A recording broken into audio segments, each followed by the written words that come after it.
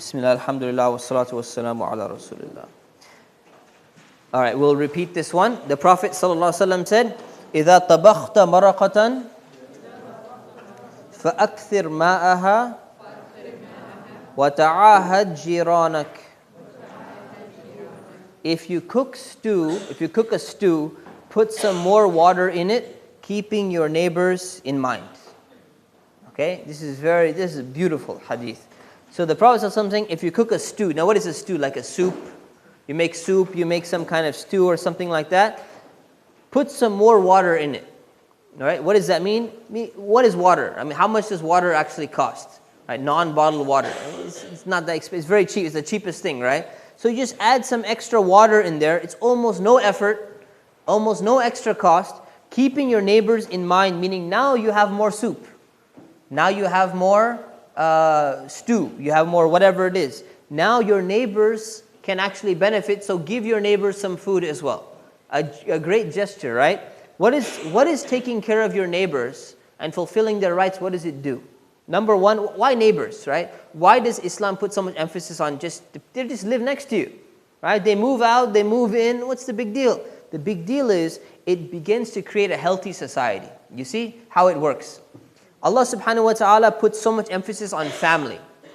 Why family? Just because they're related to me in blood, because the family, I think we talked about it maybe last week. The family, when you take care of your family, they're the ones who, your parents are naturally going to have to raise you for the most part, right? So physically they're going to have to take care of you anyways. Then you say your extended family becomes one social unit within a society.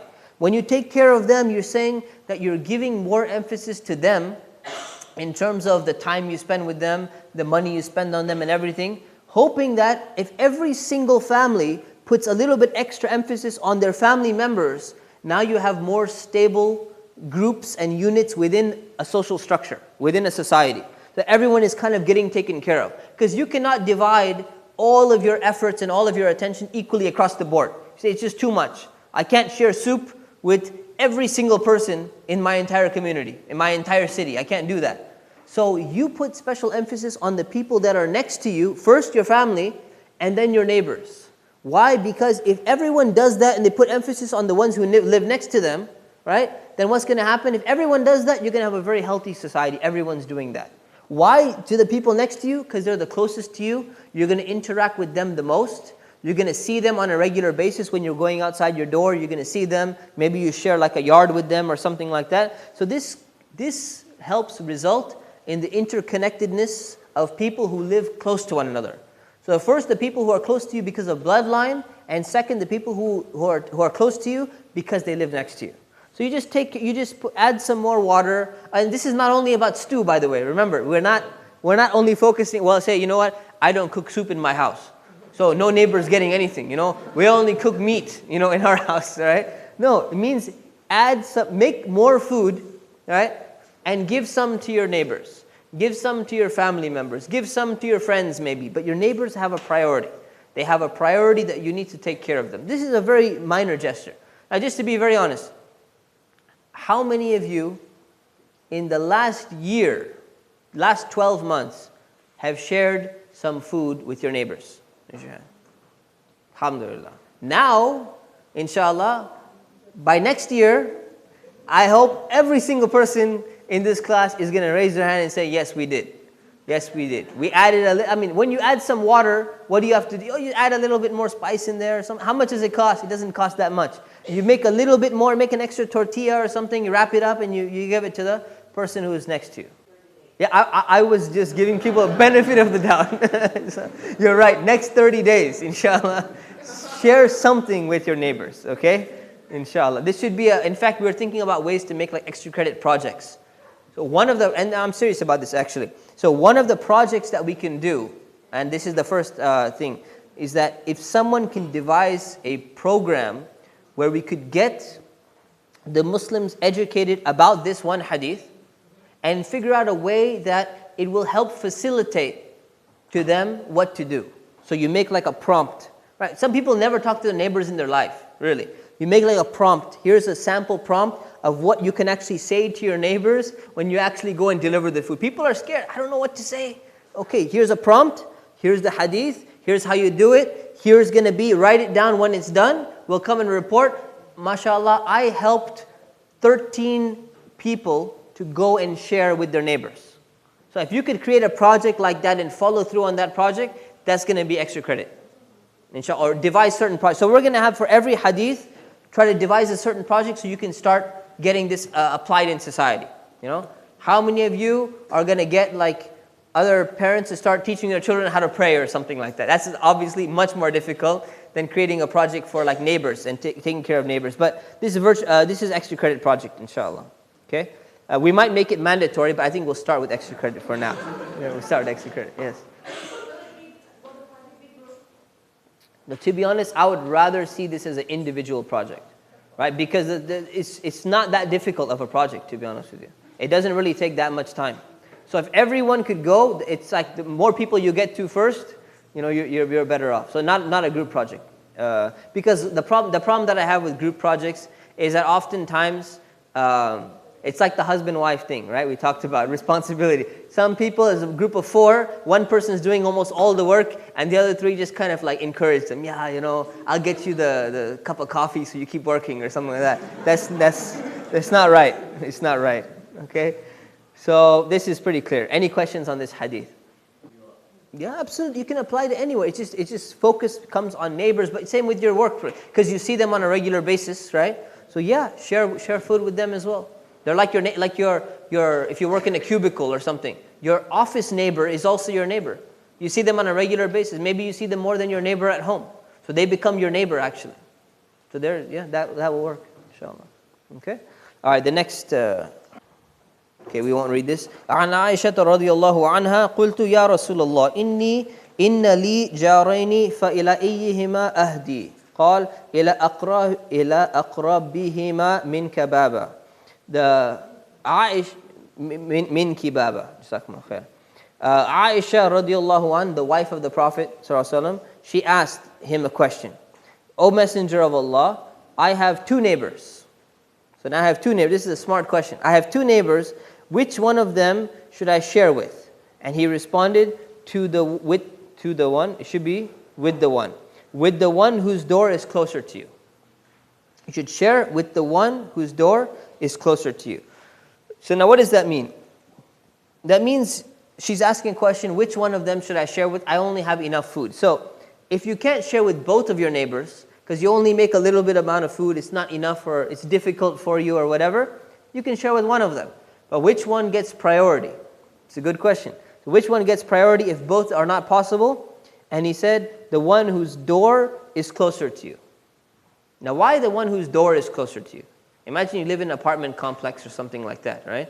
What if someone is like the one you can hear you can hear them across the wall, but you're not sharing with them, but the other one has a door next to you, but they're not even sharing the wall with you. Why the one whose door is closer to you? Because you're more likely to meet, you're more likely to converse, you're more likely to encounter the person whose door, because you're coming out of the door, they're coming out of the door, you're more likely. So because you're going to have more contact with them, you give them priority, you give them precedence. So the general thing is, this is motivating you to already help and share with neighbors and be good to neighbors and to do something good to them as well. But if you have a precedence, the closer one takes precedence. If you can do more, if you can feed your entire block, you live on like a cul-de-sac or something, you feed the entire line of houses, alhamdulillah, great, do it. Share with all of them. And sharing them is a great opportunity as well for them to get to know Muslims.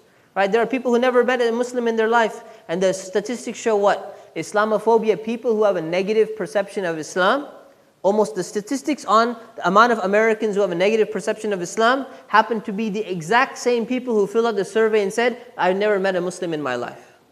It's exact correspond. It's like almost the same percentage, right? Every single thing across the board. So what does that mean? You share some food, Ramadan time comes, you're making the best food in Ramadan, just go and share a little bit with your neighbors and they'll appreciate it. And you tell them, it's a month of Ramadan, we're just sharing some food and this is what we do. In Ramadan we fast and this and that. It's a great time to tell them a little bit about Islam so they know what it is as well. Okay? Any questions? Yes, you're absolutely right. Housekeepers are the same. If they're coming, somebody who's working and you're cutting your grass or something like that, makes a world of difference. In fact, one housekeeper, I was at a house and the housekeeper actually came up to us, and she said, you people are real Muslims. Say, the people of this house,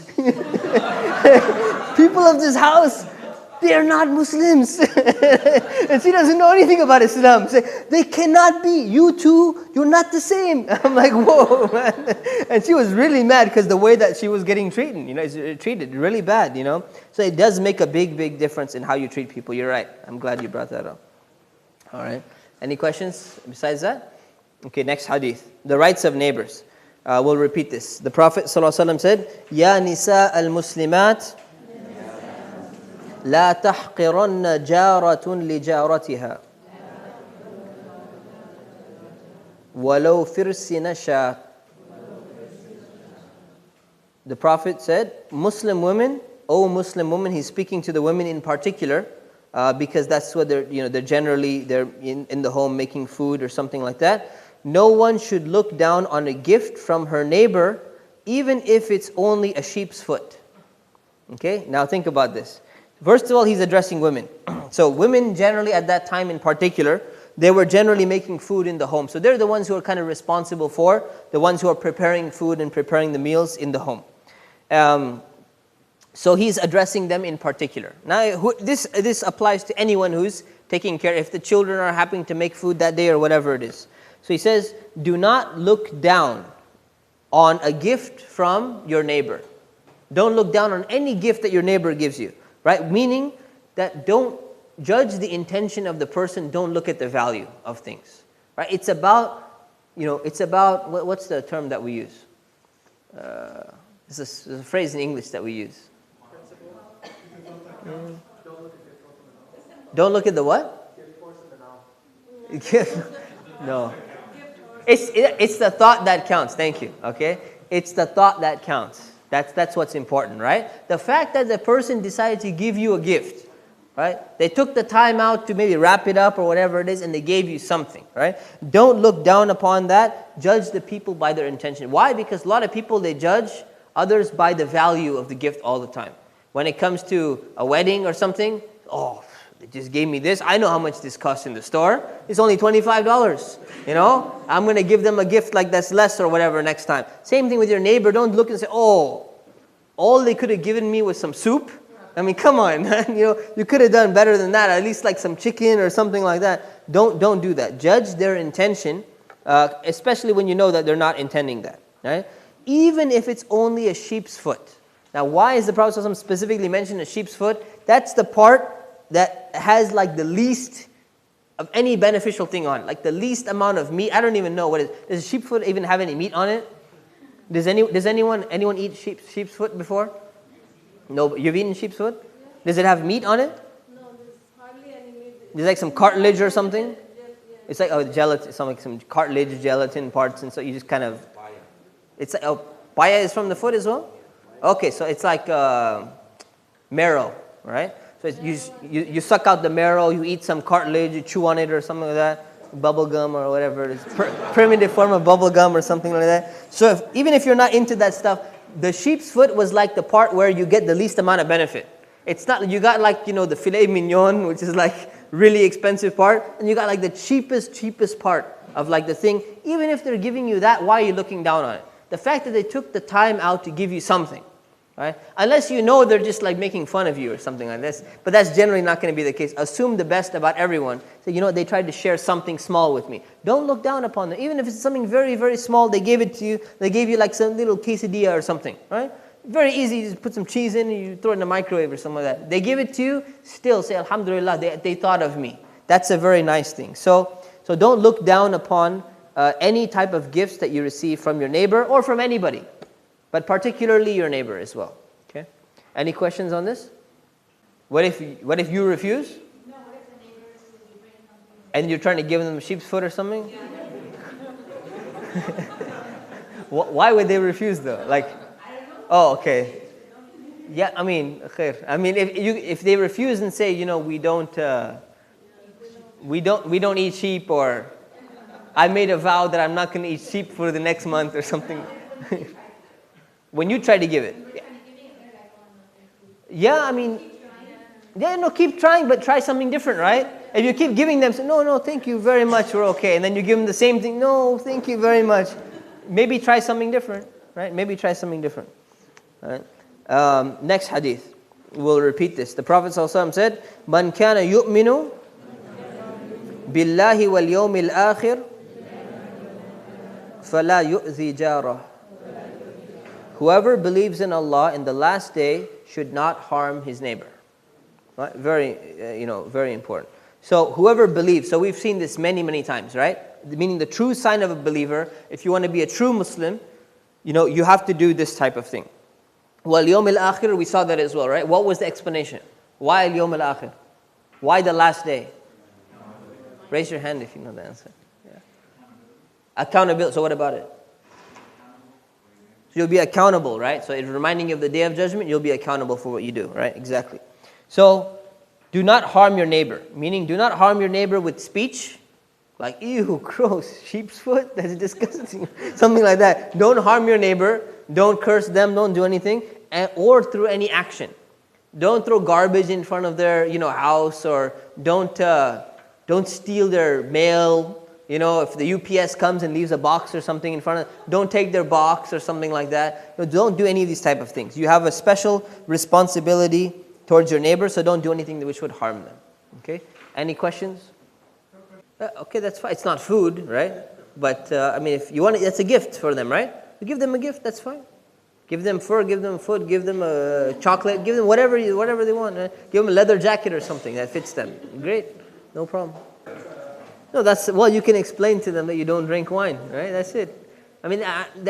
Still appreciate the gesture, that they have. Yeah, no, just you explain to them, you say, I'm giving you this and, it's very nice. And sit down with them one day and just tell them, as Muslims, we do this and this and this. And by the way, next time you give them food, right, put a note and say, by the way, our meat has been cut in a certain way because we eat this kind of meat. You give them some meat, explain to them what kind of meat it is, they're not going to give you the same kind of meat. So generally, I think you'll be all right. I know sometimes they can give you meat or something, but generally, you can explain it to them. Like hopefully your neighbor is not going to start giving you drugs or something like that. Here's a joint or something like that. So any questions, inshallah, before we conclude? Yes. Whoever believes no, not necessarily, because whenever this is specifically mentioned, yu'minu billah, meaning believing in Allah in the specific way. In the specific way that Allah is one and only Allah is going to be worshipped. Right? So that usually, yeah, that's right. The problem with the last day, their conception of the last day today, especially among Reform Jews, has really, really changed. It can apply to people who are Ahl al-Kitab and they're really on the truth and they haven't gotten the message of Islam. It can apply to them, yes. But a lot of people today, that even Reform Jews, they don't even have a concept of the Day of Judgment. It's very strange. I was shocked myself when I experienced it. I was talking to a rabbi in one of the churches, one of the masjids that they came, and their concept of the afterlife is almost non-existent. It's really, really strange. And Reform Jews happen to be the majority of Jews in America. So you can look into it. You can research it, inshallah. So any other questions? Okay, inshallah. So then we're done early today. Salamun ala al-mursaleen. Alhamdulillahi rabbil alameen. Assalamu alaikum.